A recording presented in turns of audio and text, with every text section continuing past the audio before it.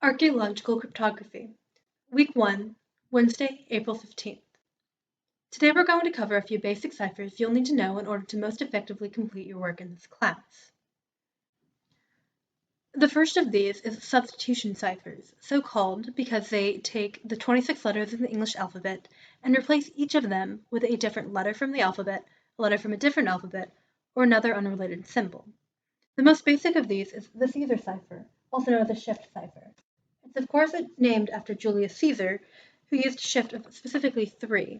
In this case, every letter in the alphabet is shifted 3 down. A is replaced with D, B with E, and so on, wrapping around so that X is replaced with A. A tool you'll see used for this is a disc like this, where you can easily spin the alphabets to line up the way you want. Other shifts are used. You'll often hear rot, short for rotation, as with the disc, followed by the number of the shift. Particularly notable is rot 13, for which the encryption is the same as the decryption. Similarly, another historical substitution cipher is known as @bash. Originally used to encode the Hebrew alphabet, it takes the letters of the alphabet and flips them around so that A's are replaced with Z's and vice versa, B's with Y's, etc., all the way down to M's being replaced with N's and vice versa. Encryption is also the same as decryption in this case. However, both of these are well-known ciphers that have been used for a long time and thus are easy to guess and decrypt. Using a key to Caesar shift or a keyword shift, you have a keyword that you use to encrypt the plain text, where you put that keyword at the beginning of the alphabet and then follow it with the remaining letters of the alphabet that you haven't used yet in the keyword.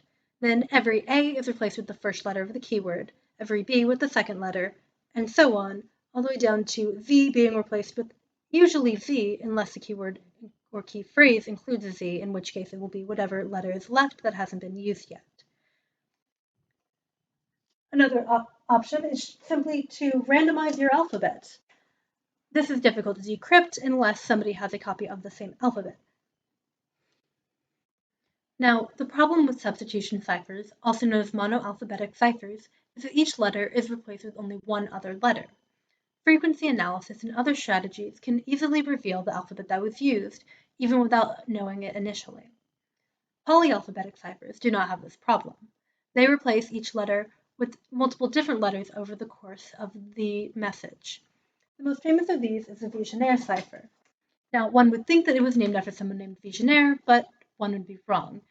Vigenère actually invented the AutoKey cipher, which is a variant rather than the simple Vigenère one. Regardless, say that your message is secret and your keyword is key, which would not be that secure, but we'll move on. You go to the column designated by the plaintext and the row designated by the keyword and start with the first letter of each, so S at the top and K along the side. At their intersection, you'll find your ciphertext, C in this case. Then you repeat that with the second letter of both the plaintext and the keyword.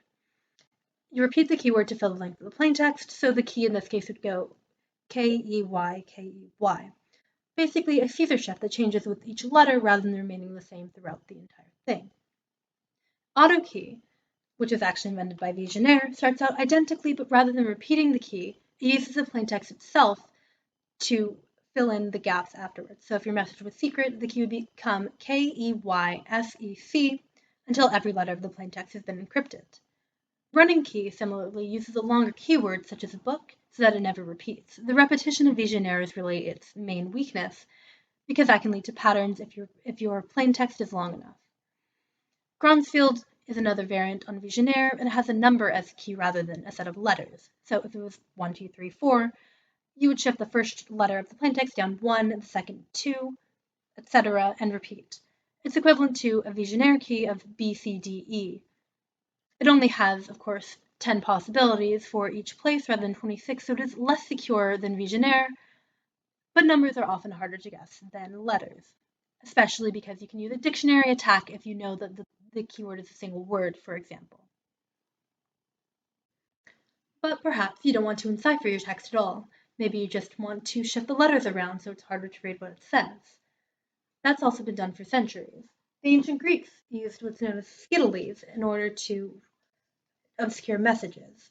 It starts with wrapping a blank piece of paper around a polygonal object and then writing a message vertically down one of its sides. It could then be unwrapped, and the blank spaces can be filled in with other letters in order to obscure the text.